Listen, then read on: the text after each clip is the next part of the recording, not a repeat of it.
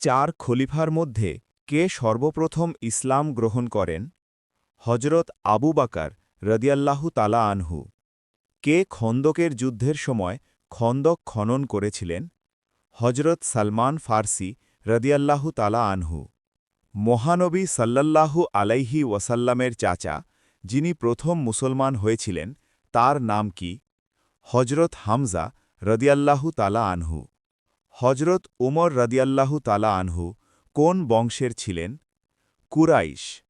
মহানবী সাল্লাল্লাহু আলাইহি ওয়াসাল্লামের জামাতা, যিনি ছিলেন, তার নাম কি?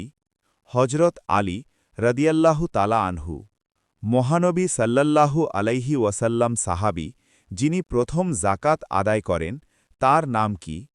হজরত আব্দুর রহমান ইবনে অফ রদিয়াল্লাহু তালা আনহু। মহানবীর সাল্লাল্লাহু আলাইহি ওয়াসাল্লাম দুধ ভাইয়ের নাম কি? হজরত হামজা রদিয়াল্লাহু তালা আনহু।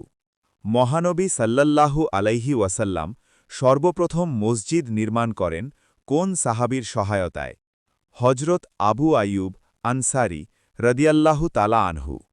মহানবী সাল্লাল্লাহু আলাইহি ওয়াসাল্লাম স্ত্রী, যিনি সবচেয়ে বেশি হাদিস বর্ণনা করেছেন, তার নাম কি? হজরত আয়েশা রদিয়াল্লাহু তালা আনহা। কে মহারম সাহাবি ছিলেন, যিনি মহানবী সাল্লাল্লাহু আলাইহি ওয়াসাল্লামের সঙ্গে মদিনায় হিজরত করেন? হজরত আবু বকর রদিয়াল্লাহু তালা আনহু।